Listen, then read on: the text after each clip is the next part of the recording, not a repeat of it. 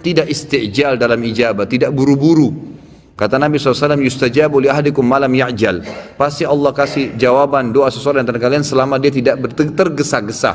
Selama sebulan saya berdoa non-stop, maka Allah mengembalikan semua kekayaan saya bahkan lebih daripada sebelumnya.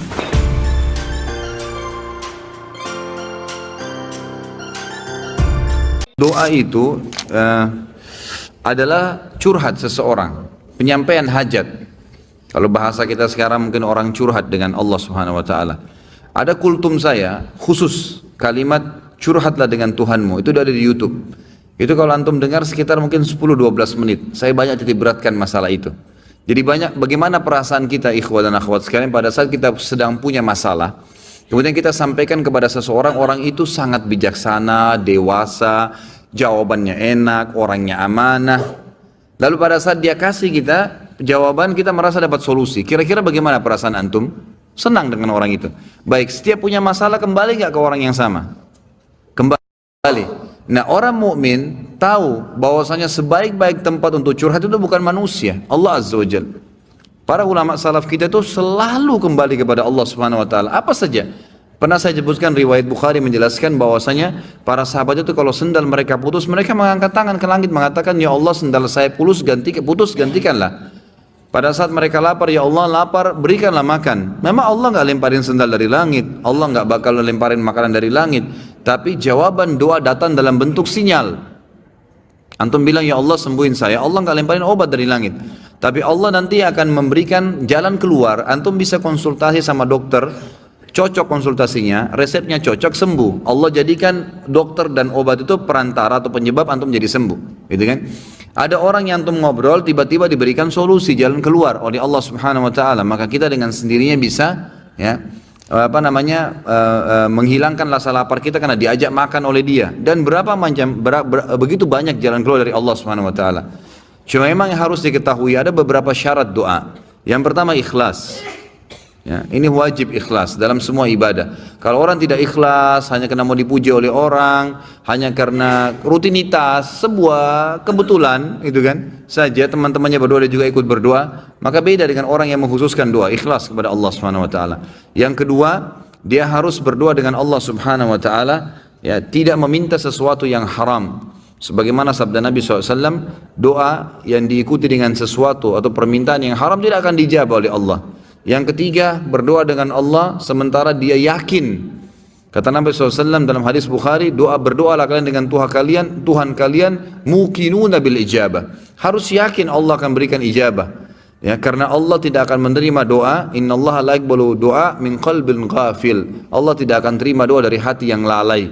Jadi harus diikuti dengan keyakinan. Yang keempat, menjauhi sumber-sumber haram, baik itu makanan, minuman, pakaian. Sebagaimana hadis yang sudah masyhur, Nabi SAW bersabda, seseorang rambutnya kotor, bajunya kotor, berantakan, gak punya alas kaki, berdoa ya Allah kasih, bagaimana Allah kasih makanan, minuman, pakaiannya haram, gitu kan? Kemudian yang kelima, tidak istijal dalam ijabah, tidak buru-buru. Kata Nabi SAW, yustajabu li ahadikum malam ya'jal. Pasti Allah kasih jawaban doa seseorang antara kalian selama dia tidak tergesa-gesa. Kata para sahabat, wa kaifa ya'jal ya Rasulullah, bagaimana cirinya orang yang tergesa-gesa? Kata Nabi SAW, yaqulu da'autu wa lam yustajabu li fatarakat doa. Dia bilang, saya sudah berdoa tapi Allah belum kasih, lalu dia tinggalkan doa. Sementara doa itu punya batas sesuai dengan kadar bobot doanya. Misal, antum hanya sekedar lagi jalan, keluar dari rumah menuju ke satu tempat, antum mengatakan, ya Allah mudahkanlah. Doa yang ringan, memang kebetulan antum lagi jalan ke situ, Allah mudahkan, selesai, dijabah langsung pada saat itu kan. Ada doa yang bobotnya lebih berat. Istrinya misalnya dia baru nikah, dia belum tahu dia mandul atau istrinya mandul, lalu dia berdoa ya Allah berikan saya anak. Mungkin dalam kondisi istrinya mandul atau dia mandul, Allah Subhanahu wa taala meletakkan orang ini kalau mau dikasih anak berdoa setahun misalnya, sebulan misalnya. Ada orang baru 2 minggu berdoa berhenti, maka dia dapat pahala tapi nggak dapat targetnya. Padahal kalau dia sabar, dia doakan, tidak ada masalah. Nanti akan kita lebih banyak bahas itu di aulia. Di sini ada nanti bahasan khusus untuk wali-wali Allah dan wali-wali syaitan. Akan banyak contoh-contoh di mana para orang-orang soleh dulu berdoa kepada Allah SWT dan dijabah oleh Allah. Gitu kan? Tadi Nabi Zakaria berdoa 70 tahun baru Allah kasih. Bobot doanya memang berat. Dia minta agar istrinya mandul punya anak. Dan itu secara fitrah manusia sudah Allah ciptakan nggak bisa. Tapi Allah SWT juga tetap berikan, asal dia sabarin. Dia tunggu sampai tanggal atau saat dia akan diijabah oleh Allah Subhanahu wa taala. Kalau bahasa saya pribadi ya dalam ceramah, sebenarnya orang berdoa itu seperti volume tape recorder biasa kalau kita, atau tape yang besar, tape deck yang biasa kita lagi mau besarin tuh kayak ada lampunya dari kecil sampai ke besar. Nah, kalau kita sabarin terus sampai dia batas maksimal akan besar sekali itu gongnya, gitu kan? Kan besar sekali suaranya seperti itu. Ya, saya pernah ceritakan ada anak muda di Yaman ya, yang menikah sementara dia buta. Masih ingat ya? Masih ingat gak nih? Hah? Kok kayak bengong? Anak muda di Yaman yang buta matanya hafal Quran menikah gara-gara doanya. Masih ingat gak? Atau belum saya ceritain? Wow, semangat ya kalau soal nikah. Ada satu anak muda di Yaman, kisah nyata terjadi. Dia hafal Quran dan waktu itu umurnya mencapai 23 tahun. Dan ini kisah sempat menghebohkan Timur Tengah. Ini tentang masalah dahsyatnya doa. Pada saat itu ikhwas sekalian dan akhwat, dia bilang sama orang tuanya, sama ayahnya, ayah, saya kayaknya merasa ingin menikah. Ayahnya ini setiap kali dia minta nikah pasti dibatalkan. Kata ayahnya, siapa yang mau menikah dengan kamu nak? Kamu buta, kamu gak bisa melihat, kamu sendiri harus diurus oleh orang lain. Belum tentu ada perempuan yang mau sama kamu. Nantilah gitu. Selalu begitu. Dia bilang lagi, sama lagi dipatahkan sama orang tuanya. Sampai akhirnya satu waktu dia putus asa, dia bilang, ya Allah, dia berdoa, ya Allah, tunjukkanlah kepada ayahku kalau aku ini layak menikah. Dan dia selama sebulan, perhatikan ya, ada kasus ini, dia berdoa sebulan, bukan berdoa sehari, 2 hari, 3 hari. Dia berdoa sebulan, yang dia minta sama Allah apa? Ya Allah, kasih saya seorang istri yang cantik, kaya, pintar. Semua dia minta nih, tiga-tiganya, gitu kan. Pokoknya cantik, kaya, pintar, gitu kan. Dia berdoa sebulan, terus dia berdoa sebulan. Dan ini umumnya nanti akan saya datangkan kisah lain. Ingatkan saya sebentar, ada kisah seorang dari salaful ummah juga dari tabi'in yang kaya raya, bangkrut jadi kaya gara-gara berdoa sebulan. Memang ada batas waktu seperti itu ya. Kadang-kadang tergantung bobot permintaan. Maka dia berdoa sebulan. Subhanallah, di malam yang ke-20, di malam yang ke-30 dari doanya, setiap malam dia berdoa di tahajud, artinya pas hari 29 dia berdoa. Karena memang Nabi SAW menekankan 1 bulan itu 29 hari, gitu kan? Makanya Hijriah kebanyakan 29 hari. Maka dia mimpi, ada suara yang dia dengar dalam mimpinya, wahai fulan, Allah telah ijabah doamu dan jodohmu adalah si fulana, disebut namanya, tapi dalam kisah ini tidak disebut namanya. Ya, si fulana yang tinggal di kampung sebelah, nama ayahnya fulan, gitu kan? Dia bangun, besok dia ketemu sama ayahnya, dia bilang, ayah, di kampung sebelah ini ada namanya kampung ini enggak? Ini di Yaman terjadi ya. Ayahnya bilang ada. Ada si anaknya yang buta ini, ada enggak seorang di sana laki-laki bernama fulan, namanya ayah perempuan ini? Ayahnya bilang ada, dan itu tokoh masyarakat di sana. Baik, ada enggak anaknya perempuan bernama fulana? Kata ayahnya ada. Kata si buta ini, lamarin buat saya. Kata ayahnya, ini kau sudah gila. Sedangkan minta orang yang biasa saja belum tentu diterima, apalagi minta anak pejabat kaya, dan itu terkenal cantik, terkenal kisahnya banyak nolak laki-laki. Orang antri di rumahnya ngelamar. Ya biasa orang punya kelebihan biasa begitu kan. Baik, intinya adalah dia bilang, ayah tapi saya mimpi. Dia ceritain mimpinya. Waktu dia ceritain mimpinya, ayahnya juga tersentuh. Tapi ayahnya bilang, baiklah kita ke sana, tapi ini mempertaruhkan nama keluarga. Bisa diterima bisa tidak, gitu kan. Pergi ke sana. Tiba di kampung sebelah, ringkas cerita, ngobrol lah, disambut oleh tuan rumahnya, lalu ngobrol-ngobrol secara umum, kami dari sini, terakhir menyampaikan hajatnya. Ini anak saya, orangnya buta, tapi dia hafal Quran, orang yang soleh, tinggal di rumah tapi tidak ada pekerjaan gitu. Dan dia meminta terus terang kepada saya agar melamar anak anda. Tahu apa yang terjadi ikhwah? Ayahnya perempuan, tanpa nanya banyak kepada anak laki-laki, mengatakan saya terima lamarannya. Ditanya sama ayahnya si laki-laki ini, sama si laki-laki juga, ayahnya terutama yang tanya, kok kenapa anda langsung menerima, belum tanya anak saya, belum tanya kegiatan sehari-harinya apa?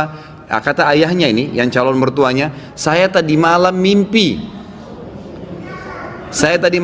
mendengarkan suara bahwasanya besok akan datang seseorang bernama fulan dari kampung sebelah, buta matanya, hafal Quran, terima lamarannya. Mimpi ini, kan itu. Tapi sebulan berdoa, antum baru 2 minggu sudah kempes, makanya nggak dapat, gitu kan. Kemudian Kata ayahnya, saya terima lamarannya, tapi saya belum bicara sama anak perempuan saya. Ini luar biasa kisahnya. Dia bilang, saya tanya dulu anak perempuan saya, kalau dia terima alhamdulillah, kalau enggak berarti tidak. Saya mohon maaf. Dia masuk ke dalam bicara sama anaknya. Ini cerita ayah perempuan bicara sama anak perempuannya. Dia bilang, nah ada orang dari kampung sebelah, orang baik, dipuji-puji dulu. Ini hafal Quran tapi buta matanya, ingin melamar kamu, nak. Namanya si Fulan. Kaget si ayahnya perempuan, satu perempuan bilang, saya terima lamarannya ayah. Selama ini nolak terus ini. Orang datang bolak-balik, yang sudah gagah, yang sudah kaya, yang pintar, ditolak semua. Anak perempuan tidak mau. Langsung kata ayahnya, kok bisa? Kok belum lihat dia, nak? Dia buta. Dia bilang, enggak ayah, tadi malam saya mimpi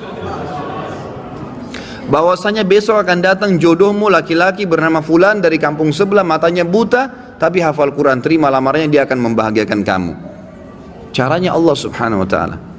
Kisah yang lain, seorang salaful ummah dari tabi'in yang masyhur, tapi ini mohon maaf saya tidak terlintas namanya sekarang. Yang jelas beliau kaya raya, seorang ulama alim besar gitu kan, dan kaya raya. Tiba-tiba Allah coba bangkrut.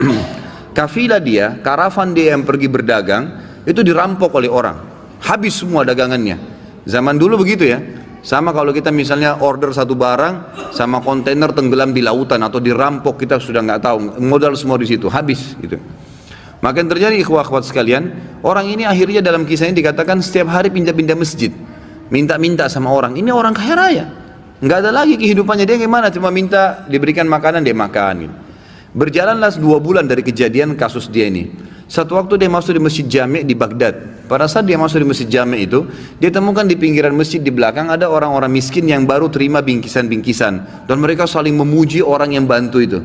Dia pun datang mengatakan, setelah berikan salam, kalian dapat dari mana nih bantuan? Kata mereka serentak, itu tuh yang duduk di depan tuh, dekat mihrab. Itu orang yang duduk, yang kamu lihat sana tinggal sendirian. Memang habis sholat sudah bubar, tinggal orang itu sendirian. Kalau kau punya hajat, sampaikan sama dia tidak pernah nolak hajat orang. Kata orang soleh ini, diceritakan dan dirinya, saya pun datang mendekati orang tersebut, atau saya dekat, saya temukan orang itu sedang mengangkat tangannya sambil menangis kepada Allah, sambil berkata, ya Allah berkahi, ya Allah tambahin, ya Allah mudahin, terus begitu. Lalu tiba-tiba dia bilang, saya seperti disiramin hati saya dengan keimanan oleh Allah subhanahu wa ta'ala. Saya bilang, orang kaya ini pun yang banyak bantu orang, minta kepada siapa? Kepada Allah. Ngapain saya minta sama dia? Setelah itu dia bilang, saya berdoa selama sebulan. Ini dia sendiri cerita. Selama sebulan saya berdoa non-stop, maka Allah mengembalikan semua kekayaan saya, bahkan lebih daripada sebelumnya. Jadi memang dalam doa ikhwas ada rate-nya, gitu kan? Jangan 1-2 hari berhenti, tidak boleh istijal, sabar, nikmatin prosesnya, gitu kan? Allah tuh maha dengar, maha tahu, dan Allah akan memberikan pada saat, dan pada saat antum sabar sampai titik klimaks daripada doa itu, maksimal titiknya, maka Allah akan berikan luar biasa, gitu kan? Ada cobaan datang, ada doa yang antum sampaikan, belum diijabah, tetap saja, terus berdoa. Nabi Zakaria tadi tidak pernah putus asa, 70 tahun berdoa. Nabi Ayub 20 tahun, ya, beliau diberikan nikmat segala macam, anaknya 12, laki-laki semua, istrinya cantik sempurna, dia gagah, raja, nabi, dan kaya raya, gitu kan? 20 tahun nikmat hidupnya. Tahun 21 dia menikah umur 30 tahun, istrinya 20 tahun, dia 30 tahun. 20 tahun nikmat, berarti umur Nabi Ayub berapa? 50 tahun, gitu kan? Waktu itu umurnya 30 tahun menikah, 20 tahun penuh dengan nikmat, semua ada, anaknya 12, laki-laki semua kuat-kuat. Kebun kurmanya, peternakannya semua subur. Jadi raja, nabi, dan orang terkaya di kaumnya. Sampai umur 50 tahun, istrinya 40 tahun. Setelah itu cobaannya Allah datang. Dalam 3 hari semuanya habis. 3 hari saja. Hari pertama di umur 51 tahunnya, Allah SWT datangkan penyakit kusta buat dia, sehingga menular, dan tidak ada orang yang berani dekat dengan dia sampai kaumnya tinggalkan. Semua yang tinggal cuma istrinya. Rumahnya pun yang bagus tadinya terpaksa dia jual, diganti dengan gubuk biasa, karena hari kedua Allah subhanahu wa ta'ala coba Nabi Ayub alaihissalam dengan mendatangkan hama dan badai, semua perkebunan kurmanya hancur, semua peternakan kambing, sapi, untanya mati. Hari kedua ribuan ekor habis semua. Maka terpaksa untuk menghidupi dirinya dijual rumahnya, maka dia tinggal di gubuk biasa. Dari raja, nabi, kaya raya, ditinggalkan oleh orang-orang yang sedang didakwain kaumnya, kemudian juga seluruh hartanya habis. Dan hari ketiga Allah datangkan cobaan yang paling berat dalam hidup beliau, ya, alaihi salatu wassalam, yaitu 12 anak laki-lakinya mati 1 hari. Semua mati seketika. Tanpa sebab. 12 anak laki-laki sempurna sehat, mati semua. Nabi Ayub alaihissalam tidak mengeluh satu kalimat pun. Tidak ada keluar mulutnya, ya Allah kenapa? Nggak ada. Subhanallah, kita baru banjir sedikit sudah satu kampung semua tahu. Satu dunia tahu Indonesia banjir. Ini tidak mengeluh sedikit pun. Satu kalimat pun tidak diucapkan sama dia. Istrinya pun hidup sama dia sampai 18 tahun. Setelah 18 tahun istrinya bilang, wahai Nabi Allah, mintalah kepada Allah agar Allah ya tidak usah mengembalikan anak kita, nggak usah memberikan harta. Anda sembuh aja deh, biar Anda bisa berdakwah. Saya tetap sabar kok. Dalam kehidupan begini pun tidak apa-apa. Apa kata Nabi Ayub kepada istrinya? Berapa tahun dulu Allah coba kita? Kata istrinya berapa? 20 tahun. Berapa tahun sekarang? Berapa tahun dulu kita nikmat? Kata istrinya 20 tahun. Berapa tahun sekarang Allah coba? 18 tahun. Kata Nabi Ayub, saya masih malu minta sama Allah. Tunggu. Setelah 20 tahun cobaannya seimbang dengan nikmat yang Allah kasih, barulah Nabi Ayub mengatakan, Rabbi anni massaniyad dur, ya Allah engkau telah timpakan penyakit padaku. Lalu apa permintaannya? Nabi Ayub bilang, ya Allah berimbang nih 20 tahun sama 20 tahun? Tidak. Nabi Ayub mengatakan, wa anta arhamur rahimin, dan kau zat yang maha penyayang. Artinya mau kau sembuhin silahkan, nggak mau juga nggak apa-apa. Tapi kata ulama, karena Nabi Ayub di sini sabar sampai titik terakhir, klimaks ini yang saya katakan cobaannya, dan dia berdoa sampai sabar sampai titik terakhir, yang terjadi adalah Allah kembalikan semua. Fakashafna ma bihi min dur wa atainahu wa ahlahu wa mithlahum ma'ah. Ini jawabannya. Allah subhanahu wa ta'ala dalam 3 hari kemarin menghilangkan 20 tahun semua nikmat yang ada padanya. Kesehatannya hilang, hartanya hilang, gitu kan, kebun dan peternakannya, anaknya semua mati. Allah kembalikan setelah 20 tahun dia bersabar, sama berimbang. 3 hari juga. Hari pertama Allah angkat penyakitnya, langsung sembuh dari kusta, gitu kan, sembuh, dan badannya kata ulama lebih sehat daripada dulu waktu dia masih sebelum dikena penyakit, ya bahkan lebih muda 15 tahun. Kemudian hari kedua, karena kaumnya sudah tersebar berita ini Nabi Ayub sudah sembuh nih, gitu kan. Hari kedua semua kaumnya bawa hadiah. Ada yang bawa unta, ada yang bawa kambing, ada yang bawa sapi, ada yang kasih pohon kurma. Pokoknya dihibain. Hibah dari kaumnya ini, hibah ya, pemberian saja, itu double dari apa yang dia milikin dulu. Allah kasih tanpa bekerja nih, dibalas langsung, menjadi lebih kaya 2 kali lipat daripada sebelumnya. Dan hari ketiga Allah SWT beritakan berita gembira, istrinya hamil, setiap tahun melahirkan anak kembar dan memiliki 24 anak laki-laki. Diambil 12 sama Allah, dikasih berapa? Double. Sabar, nikmatin prosesnya. Masa antum dikasih kesehatan sama Allah 365 hari setahun, setelah setahun dicoba seminggu flu, wallah luar biasa keluhannya. Kalau mau bicara masalah keadilan, mestinya sakitnya berapa lama? Setahun juga. Mana baru seminggu sudah mengeluh, semuanya orang tahu, diam, gak usah mengeluh. Allah SWT maha tahu. Ikhwas sekalian, kalau ada cobaan sedang datang dan antum sabarin, antum nikmatin, itu pahalanya gak bisa dihitung. Perhatikan ya, bukan tidak boleh berobat, ikhtiar boleh, berobat boleh. Tapi kalau Allah belum datangkan kesembuhan, sabar, terima saja, nikmatin prosesnya. Ada seorang dalam hadis Bukhari, wanita datang kepada Nabi SAW mengatakan, ya Rasulullah, saya ini kena penyakit ayan. Setiap kali kambuh, saya tergeletak di jalanan, badan saya terbuka, minta kepada aurat saya terbuka, minta kepada Allah saya disembuhin. Apa jawaban Nabi? Pertama kata Nabi apa? Tawaran pertama, kalau kau sabar, biarin aja padamu itu, sambil kau ikhtiar berobat, kau pasti masuk surga. Tapi kalau kau mau, saya minta disembuhkan sama Allah bisa, tapi nggak ada jaminan surga. Apa kata wanita itu? Saya mau surga ya Rasulullah, tapi minta kepada Allah agar kalau saya kambuh tidak terbuka aurat saya. Maka Nabi SAW doakan. Tapi perhatikan garis bawahnya apa kata Nabi? Kalau kau sabar, kau masuk surga. Abu Qatadah radhiyallahu anhu, ya, di salah satu peperangan yang pernah matanya mau tercopot. Sudah dengar kisahnya kan? Belum juga? Masa sih?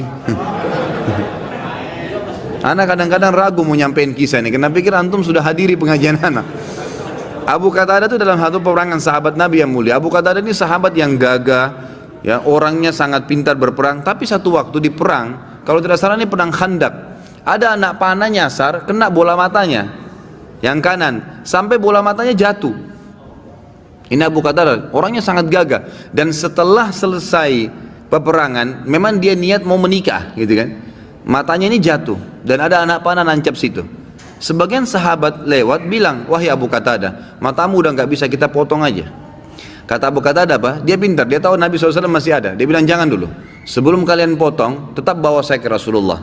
Saya ingin lihat Nabi bilang apa nih tentang mata saya. Begitu Nabi SAW lihat, Nabi senyum. Tahu ini kalau Abu Qatadah datang kena minta sesuatu. Abu Qatadah langsung, Nabi SAW langsung mengatakan, wahai Abu Qatadah, kalau kau sabar dengan tanpa mata nih, dipotong, tanpa mata, pasti kau masuk surga. Cobaan ini akan membawa kau masuk surga. Ya, karena matamu jatuh di jalan Allah nih, gitu kan.